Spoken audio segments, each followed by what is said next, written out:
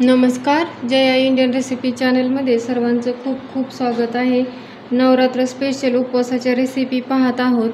तर आज मी राजगिऱ्याची उपवासाची भाजी बनवणार आहे। इथे मी कढईमध्ये 1 चमचा तेल टाकत आहे। तेल गरम झालेलं आहे। तेलामध्ये इथे मी अर्धा चमचा जिरे टाकत आहे। 5 हिरवी मिरची कट करून टाकत आहे आणि इथे मी 1 पेंडी राजगिऱ्याची भाजी कट करून स्वच्छ धुवून घेतलेली आहे। आपल्या इथे नवरात्रीच्या उपवासामध्ये राजगिऱ्याची भाजी खाल्ली जाते। तर इथे मी बरोबर 1 पेंडी किंवा 1 जुडी घेतलेली आहे। भाजी टाकली की अशा पद्धतीने हलवून घ्यायचं आहे। हलकी साईड आहे ती वरती करायची आहे।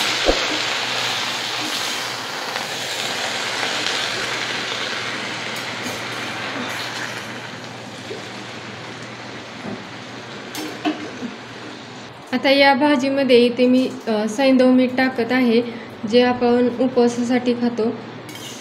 मीठ टाकलं की व्यवस्थित या भाजीमध्ये मीठ आहे ते मिक्स करून घ्यायचं आहे।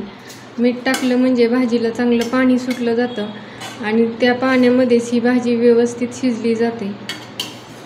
मीठ टाकताना जास्त टाकायचं नाही, कारण भाजी शिजली म्हणजे कमी होते, त्याच्यामुळे थोडंसंच मीठ टाकायचं आहे। आता याच्यावरती अशा पद्धतीने ताट ठेवत आहे आणि कमी गॅसवरती भाजी चांगली शिजवून घ्यायची आहे।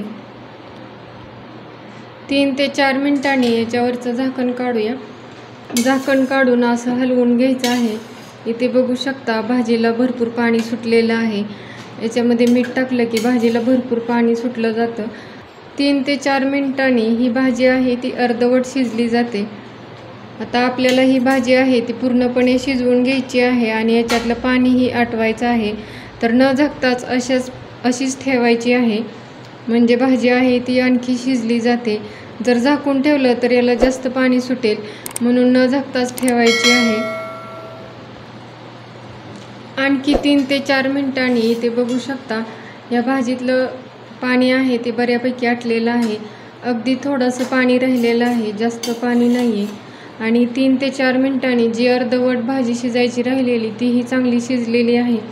आता आपल्याला याच्यामध्ये कूट टाकायचं आहे। तरी शेंगदाणे भाजून बारीक केलेले आहेत, तर 3 चमचे शेंगदाण्याचा कूट घेतलेला आहे। कूट जास्त बारीक नाही। कूट टाकला की कूट आहे ते जास्तीचं जे पाणी आहे ते शोषून घेतं। ही भाजी आहे ती आपण उपवास नसल्यावरही खाऊ शकतो। तर उपवास ज्यावेळेस नसेल तर त्यावेळेस काय करायचं आहे, याच्यामध्ये ज्यावेळेस आपण फोडणी देतो त्याच वेळेस कांदा आणि लसूण ही फोडणीमध्ये टाकायचं आहे आणि अशाच पद्धतीने उपवास नसतानाही आपण भाजी खाऊ शकतो। इथे आता मी उपवासासाठी बनवत आहे, त्याच्यामुळे उपवासाला जशा पद्धतीने चालती कांदा लसूण न घालता त्या पद्धतीने बनवलेली आहे। तर इथे बघू शकता भाजीतलं पाणीही पूर्णपणे आटलेलं आहे आणि इथे आपली राजगिऱ्याची नवरात्री स्पेशल उपवासाची भाजी तयार झालेली आहे। तर इथे ही उपवासाची राजगिऱ्याची भाजी आहे ती मी इथे वरईच्या भाकरीबरोबर सर्व करत आहे। वरईची भाकरी कशी बनवायची त्याची रेसिपी मी ऑलरेडी माझ्या चॅनलवरती अपलोड केलेली आहे, तुम्ही नक्की पहा।